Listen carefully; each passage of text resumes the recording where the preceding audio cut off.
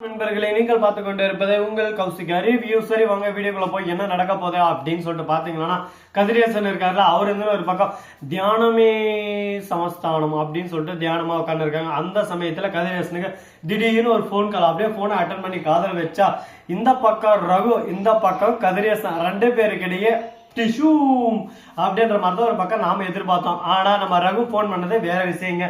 இந்த மாதிரி உன் பொண்ணு ரேணுகா இருக்க வேண்டிய இடத்துல அந்த மல்லி வந்து பூமி பூஜை செஞ்சுன்னு இருக்காங்க. அதை வந்து விளக்க ஏற்றி விட்டு அந்த இடத்துல அப்படியே சும்மா செலிப்ரேஷனா பண்ண இருக்காங்க.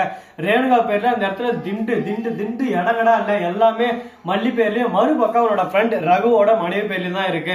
அப்ப விஜயோட மனைவி சட்டப்பூர்வமா மல்லிதானா அப்படின்னு சொல்லிட்டு அந்த இடத்துல கேள்வி எழப்படுது. ஆச்சரியத்துல வியந்துறாரு. அது மட்டும் இல்லாம, நீ யாரு, நீ எதுக்கு எனக்கு இதெல்லாம் பண்ற, நான் யாரு, என்ன, எவர, லொட்டு லொசுக்கு, இதெல்லாம் உனக்கு தேவையில்ல கதிரேசா. உன் பொண்ணோட வாழ்க்கை நீ சந்தோஷமா இருக்கணும்னு ஆசைப்பட்டியா, அதுக்கேற்ற மாதிரி நீ என்னென்ன பண்ணணும், அடுத்து என்னென்ன பண்ணணும் அப்படின்ற விஷயத்துக்கான தகவலை நான் கொடுப்பேன். அந்த தகவலை வச்சு நீ பயன்படுத்திக்கிறது உன்னோட இஷ்டம்.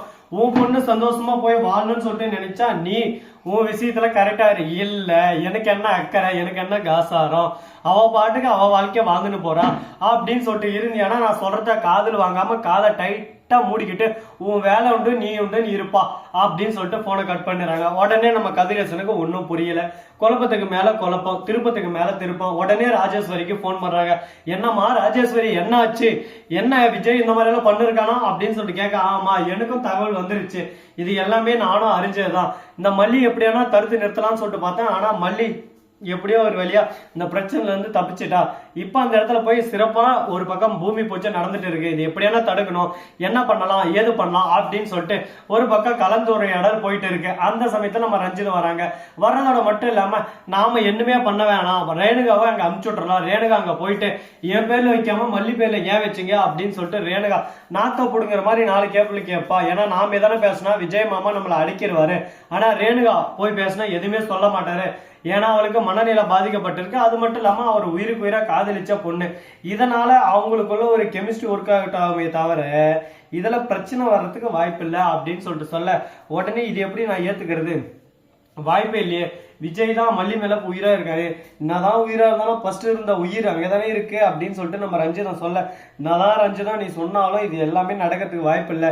அதனால இதை விட்டுட்டு நம்ம அடுத்து என்ன பண்ணலாம், ஏது பண்ணலாம்னு சொல்லிட்டு அடுத்தபடியான விஷயத்தை பத்தி தான் நம்ம யோசிக்கணும். அதை விட்டு இந்த சின்ன சின்ன விஷயத்தை பத்தி யோசிச்சு நம்ம நேரத்தை நம்ம பொழுது வேஸ்ட் பண்ணக்கூடாது அப்படின்னு சொல்லிட்டு சொல்றாங்க. எது சின்ன விஷயம், இதுல இருந்துதான் உன் பொண்ணுக்கான உரிமையை நீ தேடி கொடுக்கணும்.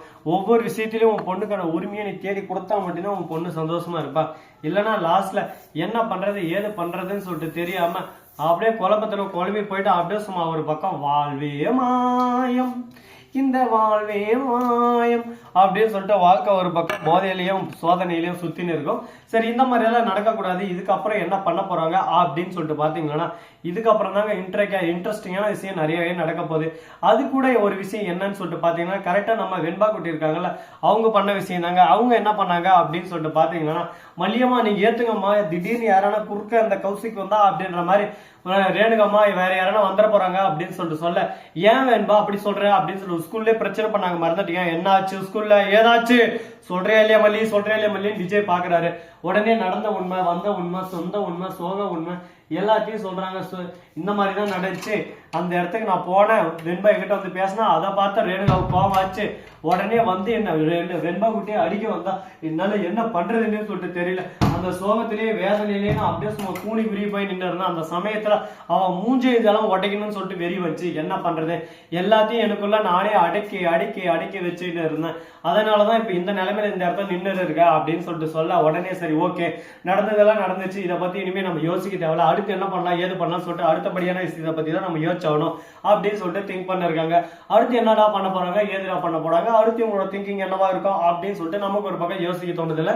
சரி, இந்த மாதிரி எல்லாம் பக்கம் போயிட்டு இருந்தாலும் அதே சமயத்துல மறுபக்கம் என்ன நடக்க போகுது அப்படின்னு சொல்லிட்டு பாத்தீங்கன்னா, கரெக்டா நம்ம வெண்பாக்குறாங்களா, அவங்க எல்லாத்தையும் சொன்னது விஜய் கோவம் வந்துருது. மல்லி வெண்பா ரேணுகா வரட்டும், ரேணுகா புலக்கரணிக்கா அப்படின்னு சொல்ல அதே சமயத்தில் ரேணுகா வந்து இந்த பூஜையை கேன்சல் பண்ண பாக்குறாங்க. தவட்ட மேலே ஒண்ணு போட்டு மூடிட்டு போய் ஓரமா நில்லு, தேவையில்லாம இதெல்லாம் பண்ணுதான் அவளை வாயெல்லாம் உடச்சு போறோம் பாத்துக்க அப்படின்னு சொல்லிட்டு திட்டி விட்டுறாரு.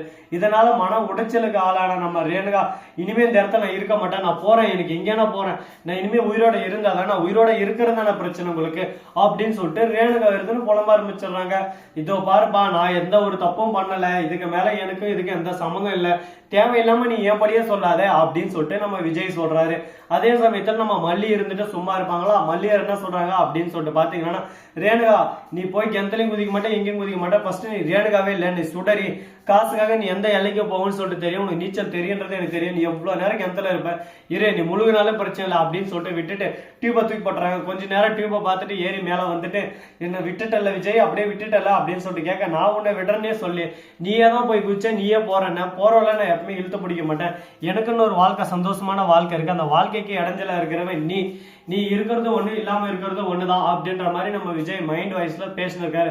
கதிரேசா அந்த இடத்துக்கு வந்துடுறாரு. ஐயோ என் பொண்ணை தத்தாளிக்கு விட்டானே, என் பொண்ணை தத்தாளிக்கு விட்டானே, கொஞ்சம் விட்டுந்தான் என் பொண்ணு உயிரே போயிட்டுக்குமே அப்படின்னு சொல்லிட்டு அழ ஆரம்பிக்கிறாரு. நிஷா சும்மா இருப்பலாம், என் அக்காவை இப்படி பண்ணலாம், நான் சும்மா விட மாட்டேடா, அப்படி பண்ண போறேன்டா, இப்படி பண்ண போறேன்டா அப்படின்னு சொல்லிட்டு வாயிலே வாய் சவுடால் விட்டுன்னு இருக்காங்க. என்னம்மா நிஷா இதே நீ எல்லாம் இப்படி பண்ணலாமா சொல்லு பார்க்கலாம், சும்மா அந்த வாயில வாய் சவுடால் வர்றது இந்த வேலையெல்லாம் வச்சுக்கூடாது சரிங்களா, எதா இருந்தாலும் நேருக்கு நேர் அடிச்சு விளையாடணும், வாழ்க்கையில ஜெயிக்கணும்னா அடிச்சு ஆடினா மட்டும் தான் ஜெயிக்க முடியும். இந்த வீடியோ பிடிச்சிருந்தா லைக் பண்ணுங்க, கமெண்ட் பண்ணுங்க, ஷேர் பண்ணுங்க, டிண்டிங் பெல்லை தட்டி விட்டு போங்க, அப்பதான் நான் போற அடுத்த வீடியோ உடனுக்குடன் வரும். மிக்க நன்றி, தேங்க்ஸ் ஃபார் வாட்சிங், டாடா, see you, நன்றி, வணக்கம், வந்தனம், வருக, தருக.